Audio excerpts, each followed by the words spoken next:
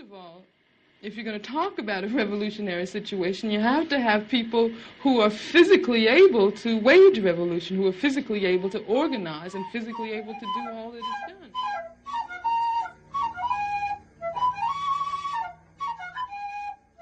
I always said, before I openly supported a cause or spoke on an issue, I'd need to make my voice heard on matters close to heart, such as race, sexism, and mental health. I made a decision not to partake in particular campaigns, activities, and challenges that resigned to being just a fad or a trend. This is because they've either been manipulated by the media or have been over-politicised. I fear the Black Lives Matter movement is also on that trajectory and has been hijacked. It's become an easy target for the press. One just has to look at the media coverage of the demonstrations that took place in London on Saturday the 13th of June, and you can see that those present were either labelled far-right activists or part of the Black Lives Matter movement, as if there were no space for in-betweeners. Now, this is not to say I don't agree with some of these causes, but in the back of my mind, I've always known, when it comes to matters of race, the same energy will not be given. Sexism is a little more discussed, and mental health has also received attention. But when it comes to race, as we've seen, it's a little bit more uncomfortable, and often swept under the carpet. بلوك على الفيسبوك، بلوك على الواتساب، بلوك تليفونات، بلوك انستجرام، بلوك بلوك بلوك بلوك عصر بلوك بلوك. Never before have I had to distance myself from narrow and close-minded individuals, but upon reflection, that was not necessarily the best approach, and I'll touch upon that. I, like many, have felt overwhelmed by recent events. 2020 was supposed to be the start of something wonderful, but instead, God had a different plan. I once said, if these events were to be recorded in the Old Testament, it would read like Noah's Ark or the Passover, as sadly, we have lost many. Even if you're not religious, you cannot deny that the events that have happened this year have been providential. As much as these events can be over-spiritualized, it was also important for me to educate myself and not be the educator. I reread Natives, Race and Class in Ruins of Empire by Dr. Kingsley James MacLean Daly, better known as Akala. Black and British, A Forgotten History by David Olusoga. Stay in Power, The History of Black People in Britain by Peter Fryer. And I also watched 13th on Netflix, which is also available on YouTube. And I'll continue to read, watch and listen. I'll continue to consume that which is true, noble, right, pure, lovely, admirable, excellent and praiseworthy. When I looked at the recent death toll in America, my immediate thoughts were, this is what they wanted. What other way can you provoke black people to action than in a case of police brutality? And like lambs to the slaughter, we engaged. Some of us went to protest. Amongst them were looters, rioters and defectors. Consider also that ethnic minorities are most likely to die of the coronavirus, yet still we stood in close proximity to each other. Because he who died could have been our brother, father, son, uncle, friend, or colleague.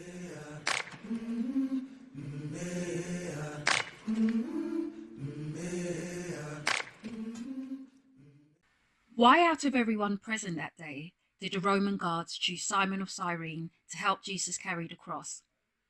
What an honour. But could it be because he was black? Racism has long existed. The question is, when will it end? I began to ask myself this question as I felt myself drowning in a sea of images and posts online relating to recent events. I've been torn between sharing my view and sitting quietly, just waiting for this to pass, like every other event in history. Cowardice versus courage was what it was really about, and this will be my last offering. Jesus once said, "You hypocrite, first take the log out of your own eye, and then you will see clearly to take the speck out of your brother's eye." Why do I refer to this verse? Because some have been brave enough to remark that the black community needs to sort out their own affairs, and whilst there may be some truth there, for indeed there is disharmony, issues of colorism, crime, tribalism, and even slavery in our own community. We also need to look at the historical and sociological aspects of it. The best way to conquer a group of people is to cause division amongst them. That explains the genocide in Rwanda between the Hutus and the Tutsis. That is why now today there is this view that there can only be one successful black person or female celebrity presenter or sports star at the top. Why can't they all have a seat at the table? Who is it that is pitting them against each other?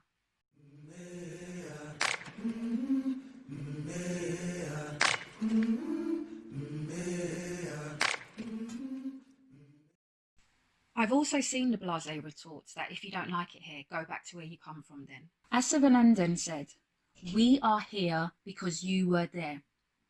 Repatriation is not necessarily the answer. You cannot be invited to the party to set up and dismissed once the party is started. So no one is going back to the country of their ancestors. That is, unless you wish to. Britain was made great by the people that helped build it. The history that is taught is also part of the problem, but it makes sense if you wish to encourage patriotism. Don't be disheartened if you think black history starts with slavery. If you were taught nothing about the fighting Maroons of Jamaica and Haiti, Bunce Island in Sierra Leone, and the Roman ivory bangle lady or the beachy head lady. I had to go and learn about these things myself because I'm afforded time now. Imagine how empowering it would be for children of ethnic minority backgrounds being taught these things, as well as, not instead of, but as well as knowing how many wives Henry VIII had or how much rhythm Kunta Kinte had. Again, I've oversimplified matters, but it's a valid offering. Imperialism is what has led us here. Why wouldn't there be a fear of the black man when in the past they've been described as having neither nostrils nor upper lip, without tongues and speak by signs, a group of people who have a dog for their king and one eye on their forehead? This is just a snippet of the description given by the Roman author Pliny the Elder about Africans. Why wouldn't there be a fear of the black man when they've been portrayed as sexual predators and animal-like? What I want you to do is meet me at the zoo in the morning at 9 o'clock. Yeah, with the rest of the monkeys. With the rest of the monkeys. Yeah, I'll bring my grandpa with me. How would you like to go to work for me? Yes, ma'am. How much you gonna pay me, I hope? Well, let's see now. I'll pay you all your worth. No, ma'am. I gotta have some money. You know, Why wouldn't black men be dismissed when they've been portrayed by white men as fools? It's therefore important to learn about the events of the past whilst at the same time carrying out introspection. We must not abuse or misuse our knowledge of such things, but first consider intent before calling out appropriation or racism at any given opportunity. It just belittles the cause.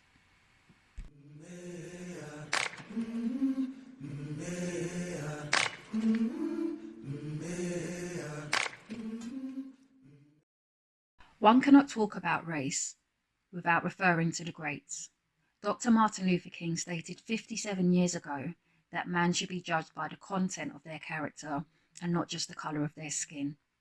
Unfortunately, one cannot see past a person's colour as it will be influenced by the teachings, preconceptions and beliefs one has of them. Dr. King's speech was not just to say black and white must unite. It was about discernment, to judge a person by the content of their character. Amongst our own, be it gender, ethnicity, class, sexuality, there are saints and there are sinners, and we have to accept the complexities of this. What we must not do is rule a person out based on the amount of melanin in their skin. Man should be judged based on their merits. Some people are gifted in the role of leadership. Some people are better team players. Everyone has their own individual skills. However, judgment, recruitment and selection should be based on a person's ability and skill and not their race. Far too often, black people have been overlooked, and when they have been selected, it's hard to determine whether or not it's mere tokenism or to meet a quota.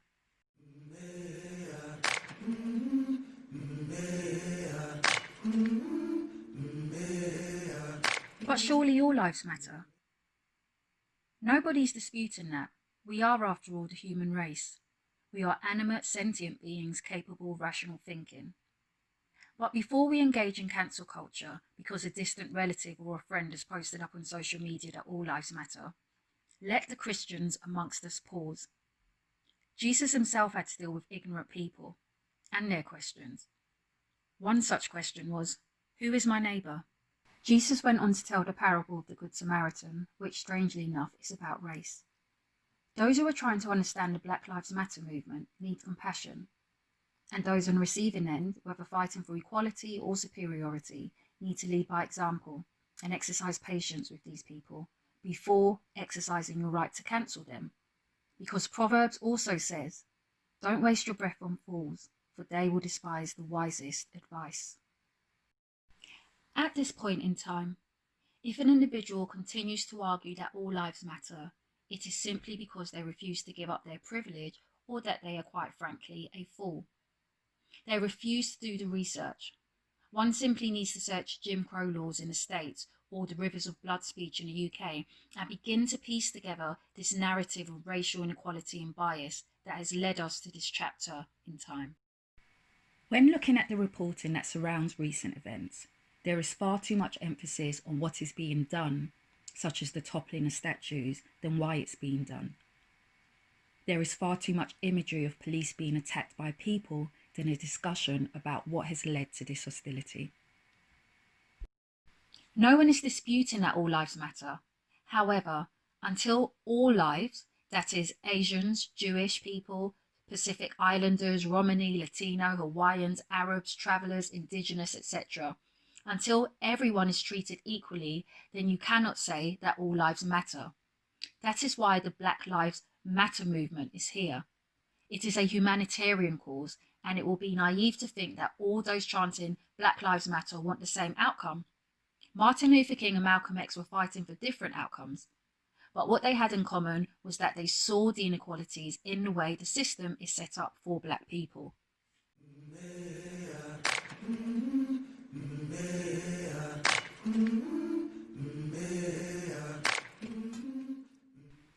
But what makes Black people think that the George Floyd case was a racial incident?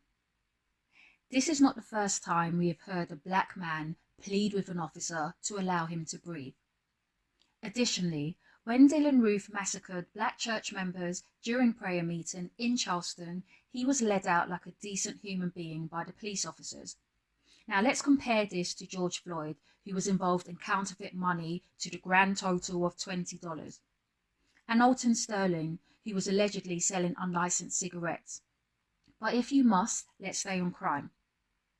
Although Black people make up a small percentage of the population in the UK and the USA, they are overrepresented in the prison system. Is this because Black people are naturally criminals? No. Race and class play an equal part. Growing up watching Black Hood movies, what was apparent was the lack of investment in Black communities. Poor education, abysmal healthcare, rundown housing, and a lack of opportunities for young Black men. Without the means to earn a living, some of these men, as we saw, turn to utilitarian crimes. Some are fortunate not to be in that position. But when you look at class as a whole, Black people are usually lower in the class system. Touching on education, if you look at the level of attainment between a Black student and their peers in primary school, you can see that they are generally on the same level of attainment. However, when they go on into secondary school, the attainment gap widens. Why is that? Let's look at health. A Black woman is more likely to die giving birth in the UK compared to her white counterparts. Why is that? When you run a prison like a business, as they do in the States, it's necessary to have inmates. What better target than a Black man, who throughout history has been described as a menacing, predatory, second-class citizen? They are then targeted by the police. Their right to vote, own property, take out insurance is gone. This is not to say all turn to crime when down and out, but it helps to explain those who do. Once convicted, these men gain employment, but one that is unpaid. Tell me the difference then between him and a slave. And at the same time, the press focuses its attention on inner city crimes, dubbing it black on black crime or Muslim terrorist crimes. What about all the other crimes that took place that day? White collar crimes that have a much more devastating effect on lives and involves larger sums of money. such as going ahead with a second runway, even though residents have fought against it. And of course, the Grenfell Tower tragedy that took the lives of minority ethnics. One doesn't even need to be involved in criminality. They can just be jogging in a park, bird watching, or in the safety of their own home. There is a post-traumatic stress syndrome amongst Black people now that needs to be attended to. It is not that they're becoming desensitized to it, they are being forced to just carry on as usual. Parents of Black and mixed race children are having to address this with their children. Black men are experiencing something I as a woman cannot speak on, but can only imagine. And Black women, as always, are doing what they do best, comforting and standing beside these broken men. The most disrespected person in America is the Black woman. The most unprotected person in America is the Black woman. Although I myself have never faced overt racism, I have experienced it, and I'm mindful that it could be a combination of class, race, or gender. One post that struck a chord with me read, "The UK is not innocent either. Are we as bad as the States?" I would argue not, but we do need to make some further amendments, such as repairing a broken relationship between the police and the Black community, raising the level of attainment amongst ethnic minorities in education, more representation of minorities in politics, media, arts and sports, and not merely blackface puppets, more opportunity for children from poorer backgrounds to access cultural capital, reformation of the criminal justice system, addressing and challenging negative stereotypes about Black people, mandatory training sessions about diversity for every institution, as they do in the police force, run by qualified Black people.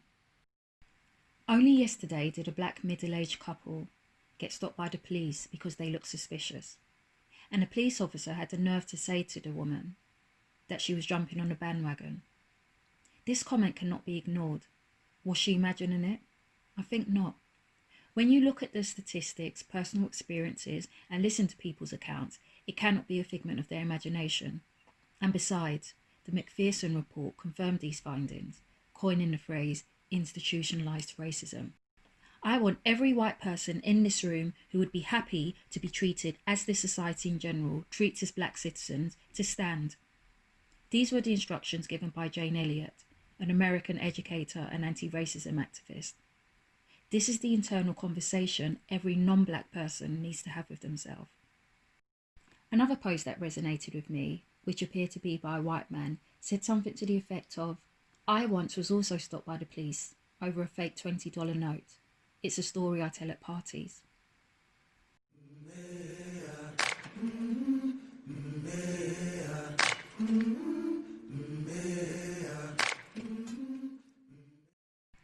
So what now?